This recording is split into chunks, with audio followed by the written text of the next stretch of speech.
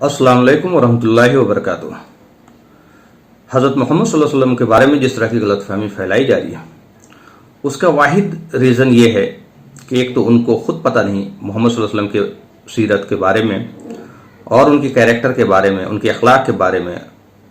और ख़ुद मुसलमान भी इसके बहुत हद तक ज़िम्मेदार हैं कि इन्होंने उनकी सीरत को आम नहीं किया, उनकी सीरत को, उनके अखलाकियात को, उनके कैरेक्टर को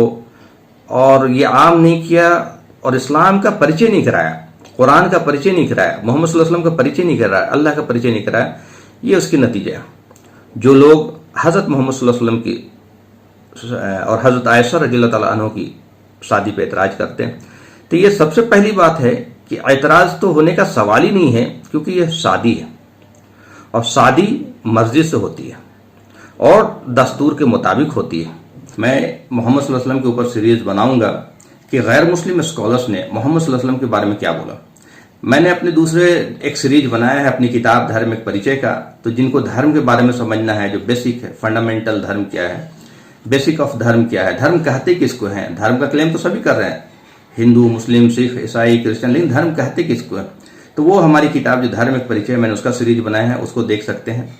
और इसी तरह के वीडियो के लिए सब्सक्राइब कर सकते हैं। तो आज मैं माइकल एच हार्ट का नाम, जो मोहम्मद सल्लल्लाहु अलैहि वसल्लम के ऊपर, बल्कि सारी इंसान, माइकल एच हार्ट जो हैं वो,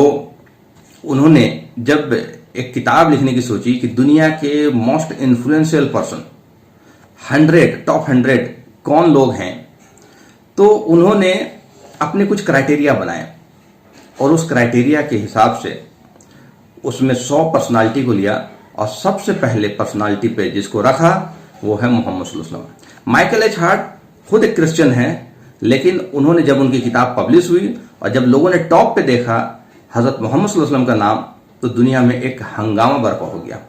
लोगों ने इनके ऊपर, मतलब एक तरफ से क्रिश्चियनों ने इनके ऊपर चढ़ाई कर दी कि आप इस्लाम के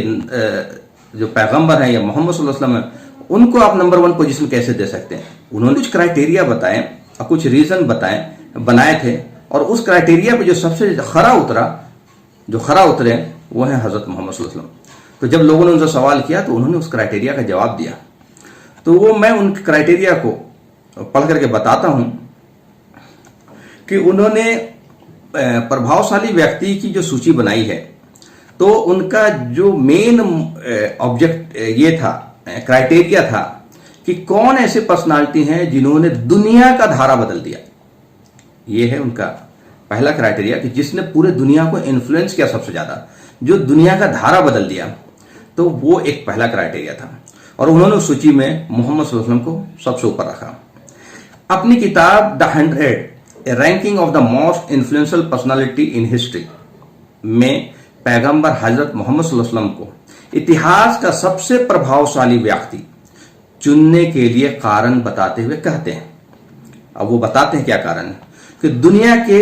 सबसे प्रभावशाली व्यक्तियों की सूची में सबसे पहले नंबर पर हजरत मोहम्मद को रखना कुछ लोगों को हैरान कर सकता है और कुछ लोगों को इस पर सवाल भी खड़ा कर सकते हैं, कुछ लोग इस पर सवाल भी खड़ा कर सकते हैं। लेकिन हजरत मोहम्मद इतिहास में एकमात्र ऐसे व्यक्ति हैं, ये बड़ी ध्यान से सुनने वाली बात है, एकमात्र, ओनली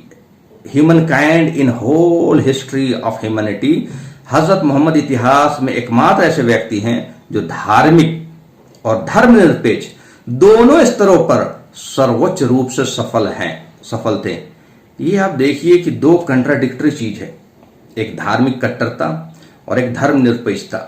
आज ये सवाल उठाया जाता है लोगों की तरफ से, मुसलमानों को धार्मिक बोला जाता है, तो धार्मिक का मतलब इसके अंदर जो है फिर सहिष्णुता नहीं होगी, ये दूसरे लोगों के लिए सहिष्णु नहीं होगा, ये दूसरे लोगों को एक्सेप्ट नहीं करेगा, ये दूसरे लोगों को जीने नहीं देगा। जबकि माइकल एच हार्ट क्या कह रहे हैं, धार्मिक और धर्मनिरपेक्ष दोनों स्तर पर सर्वोच्च रूप से अगर पूरी ह्यूमैनिटी में अगर कोई पर्सन सक्सेसफुल हुआ है तो वो है पैगंबर मोहम्मद सल्लल्लाहु अलैहि वसल्लम। क्या टीचिंग थी उनकी,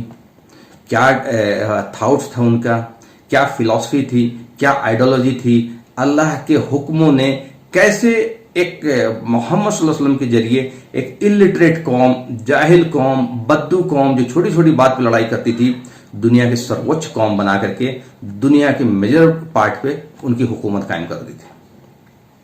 उसके आगे वो लिखते हैं कि बहुत ही कम साधनों से शुरुआत करने वाले, अब ये भी एक बहुत बड़ी चीज है कि आपको बहुत ज्यादा साधन मिल जाए, बहुत ज्यादा रिसोर्सेज मिल जाए, बहुत सारे हथियार मिल जाए, बहुत सारे पैसे मिल जाए, बहुत बड़ा कंट्री मिल जाए और उसके बाद आप कुछ करें, तो वो कोई अचीवमेंट नहीं है। वो कहते हैं कि बहुत ही कम साधनों से शुरुआत करने वाले हजरत मोहम्मद ने दुनिया के महान धर्मों में से एक की स्थापना और प्रसार किया। मतलब बहुत ही जीरो रिसोर्सेज था ही नहीं। हमें मालूम है, आप उनकी सीरत पढ़ेंगे तो उनके घर में 2-2 महीने चूल्हे नहीं जलते थे, एक खजूर और पानी पे जिंदा रहते थे और उनके घर में खाने को चीजें नहीं होती थी। इतने कम रिसोर्सेज से उन्होंने एक बहुत ही प्रभावशाली सल्तनत कायम कर दिया। आज हजरत मोहम्मद सल्लल्लाहु अलैहि वसल्लम की मृत्यु के 14 शताब्दी बाद उनका प्रभाव, ये लिखते हैं माइकल एच हार्ट कि आज भी 1400 साल गुजर जाने के बाद उनका प्रभाव अभी भी शक्तिशाली और व्यापक है। ये एक चीज और है, उसमें आगे वो लिखते हैं कि माइकल एच हार्ट का दावा है कि मोहम्मद की उपलब्धियों का मानव इतिहास में कोई समानांतर नहीं है। मोहम्मद की उपलब्धियों का मानव इतिहास में कोई समानांतर नहीं है। आगे वो लिखते हैं, अरब के बद्दू कबीले, जो अरब के कबीले थे वो बड़े खूनखार थे, छोटी छोटी बात पर कत्लेआम होती थी, औरतों के ऊपर जुल्म होता था, छोटी छोटी बच्चियों को दफन कर देते थे जिंदा, बेवाओं के ऊपर जुल्म होता था, सबसे ज्यादा औरतों पर जुल्म होता था। ऐसे समय में उन्होंने जो जस्टिस, जो इंसाफ, जो इज्जत औरतों को दिलाई और मजलूमों को दिलाई और गरीबों को दिलाई, वो बड़ी मतलब असमानांतर है। तो उन्होंने कहते कि अरब के बद्दू कबीले अपने खूनखार योद्धाओं के लिए प्रसिद्ध थे, लेकिन चूंकि उनकी संख्या कम थी और उनमें आपसी फूट और आपसी लड़ाइयां बहुत अधिक होती थी, इस वजह से यह कबीले अपने उत्तर में बसे हुए कृषि क्षेत्रों के राज्यों की बड़ी बड़ी सेनाओं के सामने टिक नहीं सकते थे। ये तो उनका था जो बद्दू थे। मगर जब पैगंबर हजरत मोहम्मद ने इतिहास में पहली बार इन कबीलों को, मतलब छोटे छोटे कबीलों को जिनकी कोई ताकत नहीं थी, एकजुट किया और उनके अंदर एकता पैदा कर दी, यूनिटी पैदा कर दी, ब्रदरहुड पैदा कर दिया, तो वो तो केवल एक सच्चे अल्लाह पर जबरदस्त भरोसे, मतलब यकीन कि मेरा रब से सब कुछ होता है, अल्लाह से होता है, इस कायनात के परमेश्वर से सब कुछ होता है, तो उस यकीन, भरोसे और विश्वास से प्रेरित होकर इन छोटी अरब सेनाओं ने मानव इतिहास, ह्यूमन हिस्ट्री की सबसे हैरान कर देने वाली लड़ाइयों में से एक के बाद एक जीत हासिल कर ली।